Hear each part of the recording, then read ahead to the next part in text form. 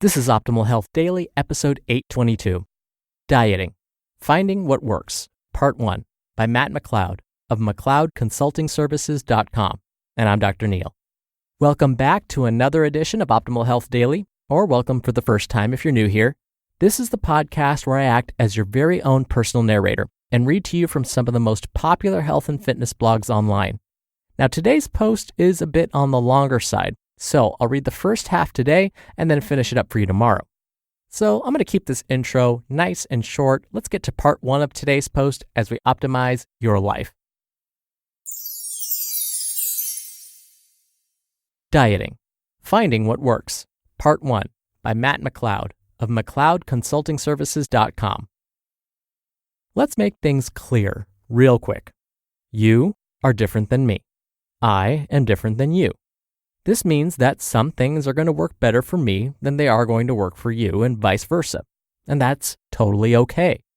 Whether it comes to fitness, nutrition, lifestyle, finding balance, whatever, everything and everyone requires context to fully understand what will work for them. Let's take my normal diet, for example. When people find out that my breakfast usually consists of a pre-made protein shake followed by a sugar-free Monster energy drink, not every morning, but many mornings, they're usually taken aback because they've likely always heard about how breakfast is the most important meal of the day and that artificial sweeteners are the devil. I think breakfast is super important. I just happen to eat mine at about 3 p.m. I do this because if I wake up and eat a big breakfast, I tend to feel sluggish afterwards, and I like to do the majority of my work in the mornings and early afternoon. So a big breakfast wouldn't be the best route for me. This is a major reason I do not normally provide meal plans for my clients, because it's just not practical for many people to be able to eat the same foods every single day at the same time. Instead, I get my clients familiar with tracking their food intake and then give them calorie, macronutrient like proteins, carbs, and fats, and fiber targets to hit each day. This allows them to eat whenever and whatever they want as long as they get close to their targets by the end of the day. This type of dieting is usually referred to as flexible dieting, or if it fits your macros, or IIFYM. This makes it much easier to fit their diet to their lifestyle, as opposed to making their lifestyle fit their diet. Now, on the other hand, I think meal plans do work for a lot of people. If you have lots of routines and a very ritualistic day, meal plans can be great for taking the guesswork out of what you're going to eat next and can be awesome for saving time. I actually tend to combine both of these methods, which may work for you as well. I'll have a set number of calories, proteins, carbs, fats, and fiber targets that I try to get close to each day. And I usually eat about 4 times per day. 3 out of 4 of those meals usually consist of the same meals and same foods, just like a meal plan. This makes eating and planning less of a hassle. Then, my last meal will usually be up to me based on whatever I'm feeling. I also usually save up a lot of my calories for my last meal of the night. I know, crazy, right? Eating the majority of my food before bed? I like to go to bed with a full stomach because it usually knocks me right out. Again, this is a great teaching moment because there are many people who don't like to eat a lot before bed. Therefore, if you don't like to eat a ton before bed, you don't have to. I know a lot of this sounds like common sense. Do what works for you, duh.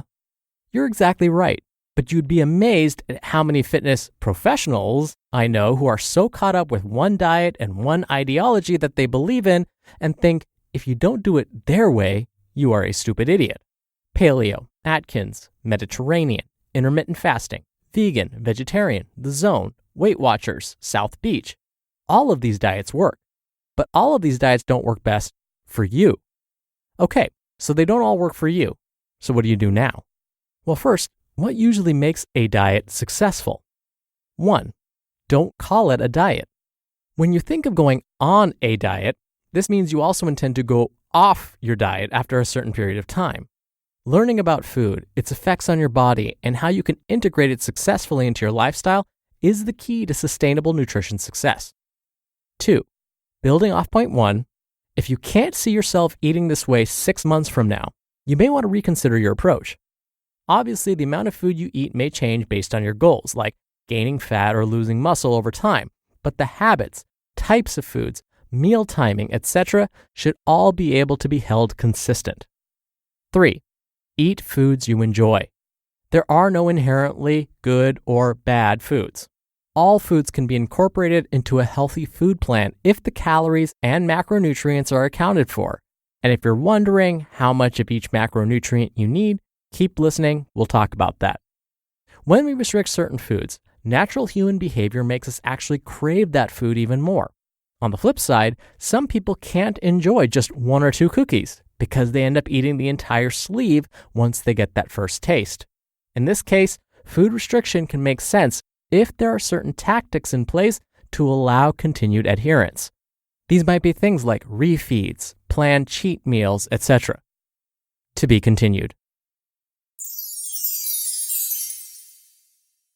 You just listened to part 1 of the post titled Dieting, Finding What Works by Matt McLeod of McLeodConsultingServices.com. Dr. Neil here for my commentary. I know this sounds really cheesy, but if you really break down the word diet, did you notice the word die is in there? D-I-E? It's like a part of you is dying off when you do a diet. All right, I know, cheesy, but what both Matt and I would be trying to say is that the word diet has all of these implications with it. When you hear that term, I bet it triggers all sorts of responses in your mind. Think about it for a second. Maybe the words temporary or difficult or restricting start to pop up in your mind. And just as Matt said, if you think about going on a diet, then does that mean you're going to go off of it at some point? Well, if so, then this is just a temporary fix and it's not really a lifestyle change. Think about it this way. It's as if after performing this new behavior, you can't imagine going back to your old habits. It's like you're a totally different person. You have a new style of lifestyle, right? And Matt's example of how he eats is one extreme. He admitted it. He doesn't eat for most of the morning and then has his largest meal at the end of the day, which goes against what many health professionals would say people who want to lose weight should be doing. But it works for him, and that's totally fine. One of my key philosophies when I work with patients or clients is to meet them where they are. Meaning, I ask them, how are you eating right now? And what do you want to change about that? That's meeting a person where they are. And that's where you can start too. You don't need me sitting in front of you to ask you that. Ask yourself, how am I doing right now? And what would I like to change about that? And then pick one thing. One of the things that you want to change, instead of saying, I want to change everything, I do everything wrong. I guarantee, first of all, that's not true. Second, pick one thing that you want to change. Once you pick that one thing, write it down and try it out consistently if you can for at least 2 weeks. Give it your best effort. If it didn't work out, pick something else that you want to change and try that for 2 weeks. Just don't be hard on yourself if you realize that you're not able to change right away. It does take some time and consistency. Trust me, it's not easy for me either. This is coming from a guy who asked his parents when he was a teenager if he could be an armchair athlete because I wasn't into sports at all. But now I have to work out at least 5 days a week, otherwise I'm not happy. And I didn't get there overnight. So be patient with yourself as you try out these new behaviors and find the lifestyle that works best for you. All right, that'll do it for me for today. Have a wonderful Tuesday. Thank you as always for listening, and I'll be back here tomorrow to finish up this post. So I'll see you there where your optimal life awaits. Hello, Life Optimizer. This is Justin Malik, creator and producer of this show and Optimal Living Daily, the brother podcast of this one. Literally, I'm Dr. Neil's brother. If you like the format of this show, you'll love Optimal Living Daily too, where I also read to you from blogs, but cover other topics like personal development, finance, and minimalism from bloggers like Derek Sivers, The Minimalists, Zen Habits, and many more. So for more amazing content read to you for free, come subscribe to Optimal Living Daily too, and together we'll optimize your life. You've been listening to Optimal Health Daily. Be sure to hit the subscribe button to stay up to date on each new episode, and head to oldpodcast.com. That's oldpodcast.com for a free gift, as well as more actionable tips and resources to help you maximize your potential. Thanks for joining us, and remember, your optimal life awaits.